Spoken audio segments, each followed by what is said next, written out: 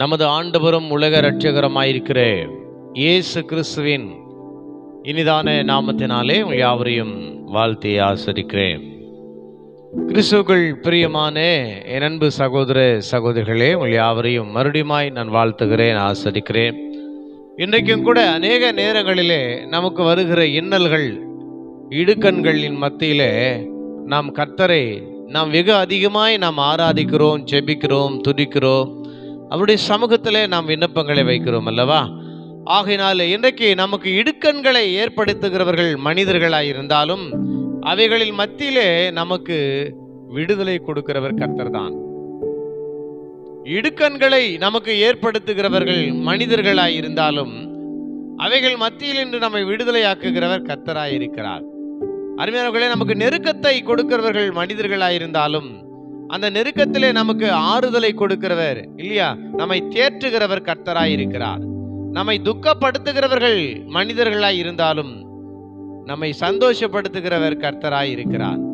அருமையானவர்களே, நம்மை ஏமாற்றுகிறவர்கள் மனிதராய் இருந்தாலும் நமக்கு வாக்குத்தத்தத்தை நிறைவேற்றுகிறவர் கர்த்தராயிருக்கிறார். எனக்கு அருமையானவர்களே, இன்றைக்கு நம்மை வஞ்சிக்கிறவர்கள், நமக்கு துரோகம் செய்கிறவர்கள் அல்லது நாம் செய்த நன்மையை மறக்கிறவர்கள் மனிதர்களாய் இருந்தாலும் நாம் செய்தவைகளை அவர் மறக்கிறதற்கு அவர் அநீதியுள்ளவர் கிடையாது, அவர் மறவாதவராயிருக்கிறார்.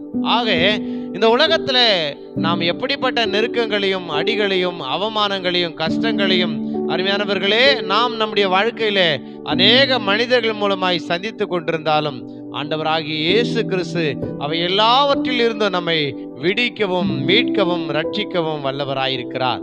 நாம் மனிதர்களாலே அவமதிக்கப்பட்டாலும் கர்த்தராலே அருமையானவர்களே நாம் கனப்படுத்தப்படுவோம். மனிதர்களாலே நாம் நிந்திக்கப்பட்டாலும் கர்த்தராலே அருமையானவர்களே நாம் மேன்மை பாராட்டப்படுவோம். பிரியமானவர்களே, ஆகையினால இன்றைக்கு நம்முடைய ஆசீர்வாதத்தை ஆண்டவர் நமக்கு அளிக்கும்படியாய் அருமையானவர்களே அவர் சாபத்தை ஏற்றுக்கொண்டார் அல்லவா? அருமையானவர்களே, நமக்கு ரட்சிப்பை கொடுக்கும்படியாய் அவர் நமக்காக பாடுகளை சகித்தார் அல்லவா? ஆக இன்றைக்கு மனிதர்களாலே நமக்கு ஏற்படுகிற நெருக்கத்தில் இருந்து ஆண்டவர் நமக்கு விடுதலை கொடுக்கிறவராயிருக்கிறார். மனிதனாலே ஏற்படுகிற தோல்வியிலிருந்து மனிதர் உன்னை விடுதலையாக்க முடியாது. மனிதனாலே ஏற்படக்கூடிய அவமானத்திலிருந்து, மனிதனாலே பட்ட காயத்திலிருந்து ஒரு மனிதன் உன் காயத்தை ஆற்ற முடியாது. ஒரு மனிதன் உன்னை தூக்கி எடுக்க முடியாது. ஒரு மனிதன் உன்னுடைய பாவ வாழ்க்கையை மாற்ற முடியாது. ஒரு மனிதன் உனக்கான மகிழ்ச்சியை, சந்தோஷத்தை நிறைவாய் நிரந்தரமாய் கொடுக்க முடியாது. அதை கர்த்தராலே மாத்திரம்தான் நாம் பெற்றுக்கொள்ள முடியும். அருமையானவர்களே, சங்கீதம்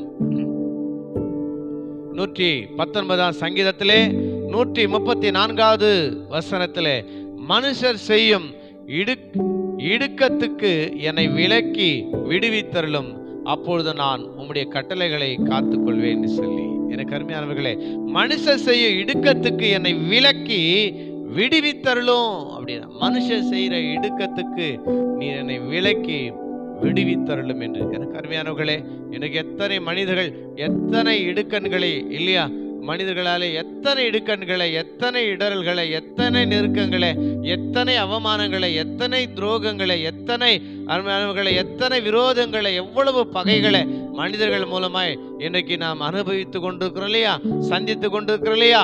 அப்படிப்பட்ட தருணத்தில் அதிலிருந்து விடுதலை பெற நாம் செய்கிற ஒரு தவறு என்னன்னு சொன்னா, மனிதனையே நாடுவோம். மனிதனையே நாடுவோம் இல்லை, மனிதனாலே பெற்ற அவமானத்திலிருந்து நீ விடுதலை பெற கர்த்தரை நாட வேண்டும். மனிதனாலே மனிதனாலே பெற்ற இடுக்கண்களிலிருந்து இன்னல்களிலிருந்து விடுதலையாக இன்னொரு மனிதனை அல்ல, ஜீவனுள்ள தேவனை நீ விசுவாசிப்பாயானால் ஆண்டவர் உன்னை விடுவிக்க வல்லவராயிருக்கிறார். அதை தான் நீங்க வேடு சொல்லுகிறது. அருமையானவர்களை, இன்றைக்கும் கூட நீங்கள் எந்த இடுக்கத்தில் இருக்கிறீங்க, மனிதர்கள் உன்னை எந்த இடுக்கத்தில் வச்சிருக்கிறாங்க, எந்த நெருக்கத்தில் வச்சிருக்கிறாங்க, எந்த இடத்துல வச்சிருக்கிறாங்க, எப்படி உங்களை வச்சிருக்கிறாங்க, கர்த்தர் அவைகளின் மத்தியிலிருந்து நம்மை விடுவிக்க வல்லவராயிருக்கிறார். ஆக இன்றைக்கும் கூட கர்த்தரை நீங்கள் நோக்கி பாருங்க, மனுஷனை அல்ல.